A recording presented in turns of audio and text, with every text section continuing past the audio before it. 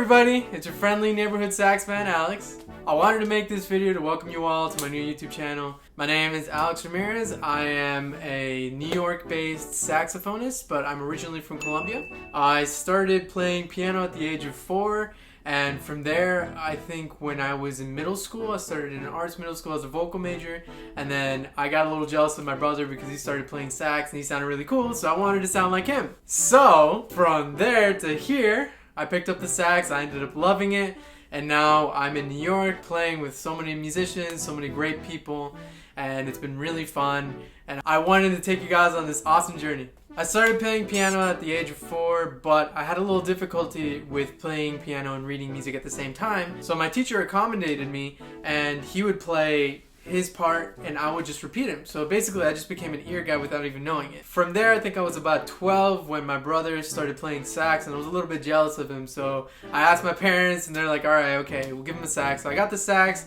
I hated it at first, but then I grew to love it, you know, after the squeaks and the non-stop practicing where I sounded really bad.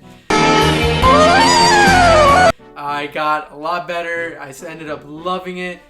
At first in middle school I was a vocal major, so when I actually did the transition I had to audition again, and it was pretty pressuring because if I didn't make it I wouldn't be in the school anymore. They would kick me out. So I auditioned, I got into the 2 top bands in middle school, in jazz band and in concert band for alto sax, which was really awesome. I got to meet really cool people, awesome musicians that are killing it today. Then I went to another arts high school called Dreyfus School of the Arts, which is an amazing institution, one of the top 50 in the world for academics, and one of the leading schools in the world for arts in general. I auditioned and got in both top bands for Wind Ensemble as a classical alto saxophonist and in JE1 or Jazz Ensemble 1 for jazz alto sax. So from high school I started out really pushing it forward. I really got into jazz. And I started studying it with a couple of professors. I wasn't really dedicated until maybe my junior year when I got into All-State for the first time, which was awesome. And then somebody recommended someone from the Frost School of Music in Miami. His name was Gary Keller. He was an amazing professor, amazing teacher. I think he's one of the best in the country. I've heard so many people talk about him. And when I was with him, he was just incredible. He taught me everything I needed to know. He heard every single little detail that was wrong in my playing, and he helped me fix it. He helped me with so many tips and tricks that I didn't know that I needed to do, and from there I just got so much better with his help. My parents were the biggest influencers in me trying out for schools all over the country, so I said, why not? So I auditioned for University of Michigan, I auditioned for Berkeley, I auditioned for Juilliard, and I auditioned for Manhattan School of Music for undergrad.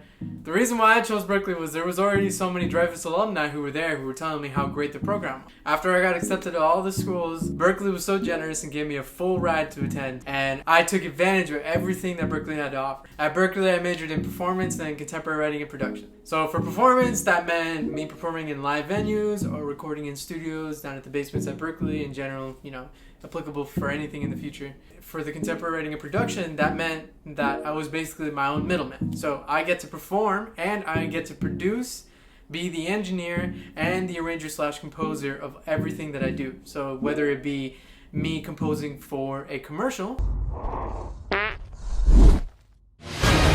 I could get people to play the music, me including myself, and then I could engineer the session and mix it, produce it, master it, and bring it onto the final stage. Berkeley's given me a lot of opportunities to be able to play and study with a lot of artists, including George Garzone, Dave Santoro, Chris Potter, Terrence Blanchard, Bill Frisell, Gary Burton, Kurt Elling, just to name a few. Being in New York was the biggest dream that I had. Ever since I was little, I always wanted to be in the Big Apple. So that was one of the big reasons why I went to Berkeley, is because it was so close and I'd be able to interact with people in New York. Right now what I do is I record online for people all over the country. I've recorded for people in France, I've recorded for people in Ireland, I've recorded for people in Austria. So it's been a really great journey so far. Before the pandemic, I was a current gigging musician in New York. I've been playing at Birdland, Blue Note, some venues in Brooklyn and Lower Manhattan. During the pandemic, I've had a lot more free times to write and arrange my tunes, so I'm planning on releasing my debut album next year in 2021, so I'll keep you updated on that. Thank you all for watching the video, and as always, don't forget to like and subscribe, and follow me on Instagram and Facebook as well. And stay saxy.